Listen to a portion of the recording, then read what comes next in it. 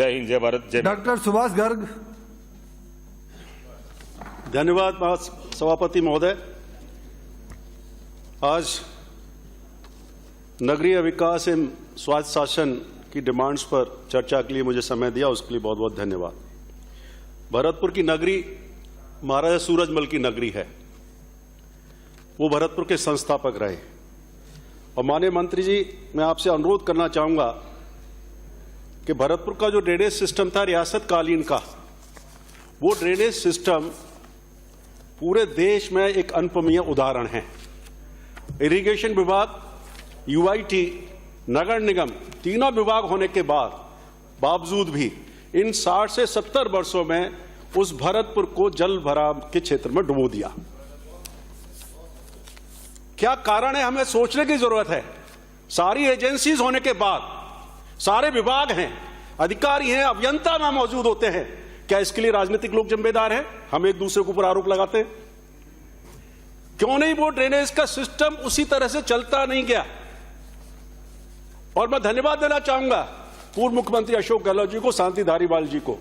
जो 70 साल की प्रॉब्लम थी, उसको आप भी जानते हैं, आपसे भी मिला था, आपने कहा था नहीं, 362 करोड़ की योजना उस भरतपुर को जल भराव से मुक्त कराने के लिए इस पर काम चल रहा है। और उस काम में गति जो है बड़ी काफी धीमी है। मैं एक आपसे अनुरोध करना चाहूंगा कि वो प्रोजेक्ट अगर पूरा हो जाएगा, मैं माननीय मुख्यमंत्री जी को भी धन्यवाद देना चाहूंगा, उन्होंने इस बजट में काफी अच्छी घोषणाएं शहर के लिए दी हैं, लेकिन वो सबसे बड़ी लाइफ लाइन है भरतपुर के लिए। वो अगर प्रोजेक्ट पूरा हो गया, जो फर्स्ट फेज और सेकंड फेज का पूरा होना था, लेकिन किस कारणों से वो सेकंड फेज को परिवर्तन किया, सरकार है, आपको अधिकारी सलाह देते हैं, कर दीजिए परिवर्तन, कोई दिक्कत नहीं है, खुला रखें, कैसा भी रखें, लेकिन उस प्रोजेक्ट को पूरा कराएं। तो मैं समझता हूं ये जो है काम भरतपुर की नागरिक जो है, भरतपुर की जनता आपको धन्यवाद देगी। इसी संदर्भ में मैं आगे कहना चाहूंगा, माननीय मंत्री जी, आप बहुत सजग भी हैं, मजबूत भी हैं, और आपकी कार्यशैली से मैं व्यक्तिगत रूप से प्रसन्न भी हूं। जो कहते हैं, स्पष्ट कहते हैं, उसके संदर्भ में निवेदन करना चाहूंगा। हम सबका कंसेप्ट सुशासन का है, गवर्नेंस का है। गवर्नेंस के लिए कौन जिम्मेदार है? जो मैं इसके नगर पालिकाओं की बात कर रहा हूं, नगर परिषद की बात कर रहा हूं, नगर निगम ले लो, जेडीए ले लो, बीडीए ले लो, कौन जिम्मेदार है? कितने एमएलए 1% हो सकते हैं, 2% हो सकते हैं, जो हो सकता है। मैं नहीं मानता कि वो ये कहते हो कि बिल्कुल इलीगल काम कर दो, कभी नहीं कहते। होता तो उसकी जांच करवाइए, कार्रवाई करिए, लेकिन ज्यादातर 98% चीजों में आप बड़ी जांच करवा लें, चाहे वो फर्जी पट्टों का मामला हो, सरकारी जमीनों पर अतिक्रमण के मामले हो, चाहे वो आर्कियोलॉजी डिपार्टमेंट के जो जमीनों पर मामले हो, उनके पीछे है कौन है, इसकी भी जांच कराएं। और उसकी वजह से बदनाम जो है पॉलिटिकल गवर्नेंस के लोग होते हैं, एमएलए होते हैं, एमपी होते हैं, मंत्री होते हैं। इस चीज को देखने की जरूरत है। क्या कारण है? एनओसी कौन देता है? स्वीकृति कौन जारी करता है? फायर एनओसी कौन देता है? सील लग जाती है पर खोलता कौन है? सशर्त कौन देता है? 1-8% केस हो सकते हैं। कई बार हमारे पास आदमी आता है, आपके पास आता है, सिफारिश कर दी होगी, लेकिन अधिकारी की हिम्मत क्यों नहीं है वो मना करने की उसको कि साहब ये इलीगल काम है, मैं नहीं कर सकता। नहीं, ऐसा नहीं होता। और इसलिए मैं आपसे कहना चाहता हूं कि आप, आज टेक्नोलॉजी का जमाना है, आईटी का जमाना है, आप सॉफ्टवेयर डेवलप किए हैं विभाग ने भी, इसको और मजबूत करने की जरूरत है। क्यों नहीं सारी की सारी प्रक्रिया ऑनलाइन सिस्टम हो जाए, ट्रांसपेरेंसी हो जाएगी 100%। पट्टे क्यों नहीं ऑनलाइन दिए जा सकते? शुरुआत हुई है, लेकिन अभी भी जो लोअर लेवल की एग्जीक्यूटिव मशीनरी है वो नहीं देना चाहते। जब तक आदमी नगर पालिका में 10 चक्कर नहीं लगा लेगा, यूआईटी में चक्कर नहीं लगा लेगा, बीडीए में या जेडीए में चक्कर नहीं लगा लेगा, या जब तक उसको दलाल जो स्काउट घूमते हैं वहां, वो जब तक अप्रोच नहीं करेंगे, तब तक काम नहीं होता है। आप 10 बार फोन कर लीजिए, मैं भी फोन करता हूं, काम नहीं होगा। और फिर जब काम होता है 10 दिन बाद, 2 महीने बाद, कह देगा साहब मैंने आपका वो काम कर दिया, किया, और किसी वजह से एहसान करेगा एमएलए पर, मंत्री पर। यह स्पष्ट है। तो मेरा आपसे मानना है कि ये जो नगर निगम में जो काम होते हैं, ज्यादातर निर्माण स्वीकृति के, पट्टे के, उपविभाजन के, पुरानी आबादी के पट्टे, विभिन्न प्रमाण पत्र, ये सारा सिस्टम ऑनलाइन हो सकता है। चेक लिस्ट है, आप जाइए कभी एक बार जाता है, एक ऑब्जेक्शन लगाएगा, दूसरी बार जाएगा, दूसरा ऑब्जेक्शन लगाएगा। जो क्लर्क है, अनपढ़ लोग होते हैं, जनता है बेचारी घूमती रहती है, घर में कोई पुत्र नहीं है, पुत्री नहीं है, तो बुजुर्ग लोग भी घूमते रहते हैं, चक्कर लगाते हैं। तो सारा सिस्टम ऑनलाइन कर दीजिए। मैं समझता हूं इससे बड़ा काम कोई नहीं हो सकता गवर्नेंस देने के लिए। सरकार का भी कर्तव्य है, ये सुशासन देना चाहते हैं हम सब लोग, ट्रांसपेरेंट एडमिनिस्ट्रेशन देना चाहते हैं, तो इस सिस्टम को करवा देंगे। तो मैं समझता हूं जरूरत ही नहीं है, एक बार चेकलिस्ट है, ऑनलाइन है, एक बार जो भी ऑब्जेक्शन है वो लगा दीजिए, रिजेक्ट कर दीजिए, कोई सशर्त देने की जरूरत नहीं है। तो मैं समझता हूं एक बहुत बड़ा काम होगा, और इसमें आम आदमी को, जो लोअर मिडिल क्लास है या गरीब लोग हैं, उनको बहुत बड़ा फायदा होगा। अमीर लोग तो करा लेंगे, संपन्न लोगों को तो घर ही पहुंच जाती है चीजें, उनको तो घूमने की जरूरत ही नहीं है। इसके बारे में मैं कहना चाहूंगा। एक मैं प्रश्न करना चाहूंगा भरतपुर के संदर्भ में।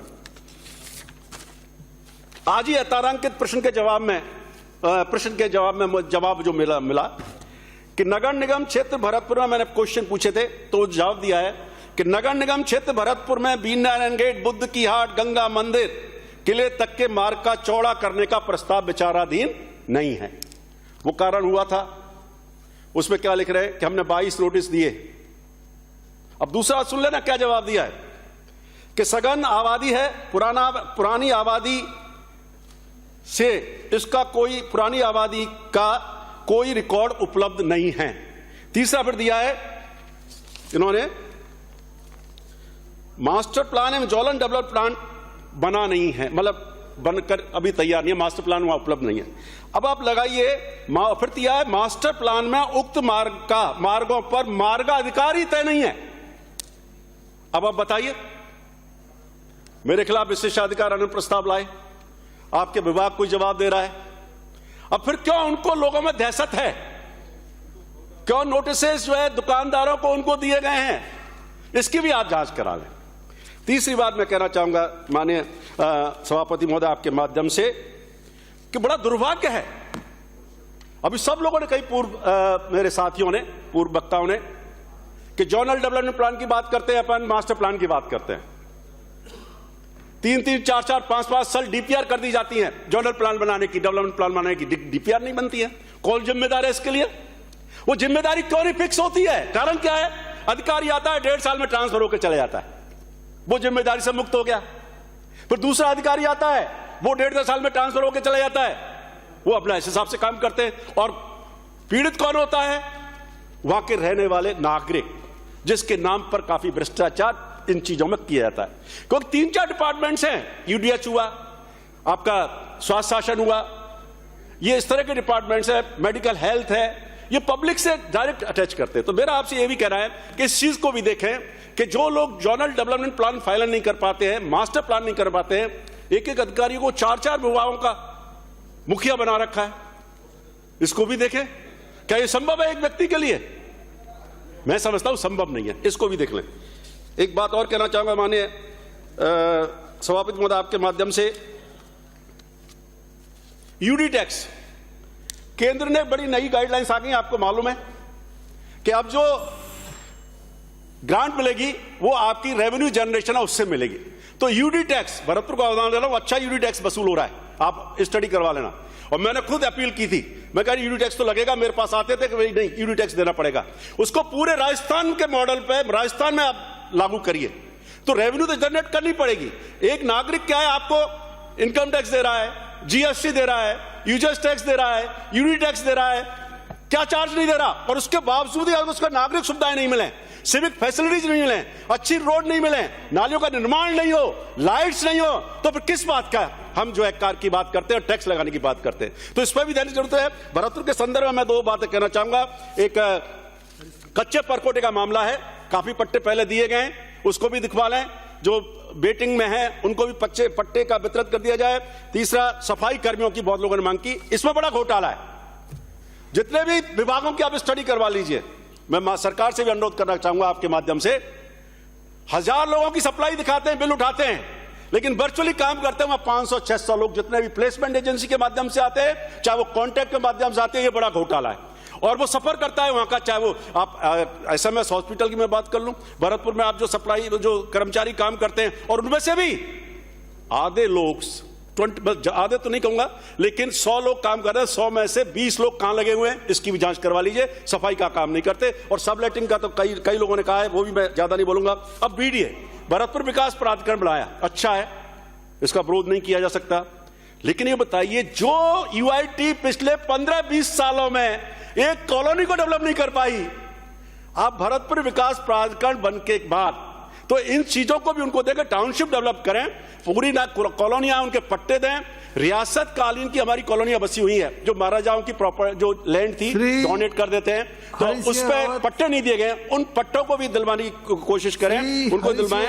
और एक बात करूंगा, सिटी बस ट्रांसपोर्ट चलाने की बात कही गई थी, वो अभी तक नहीं चली है, उनको भी चालू करवा दो भरतपुर के लिए। धन्यवाद, आपने समय दिया।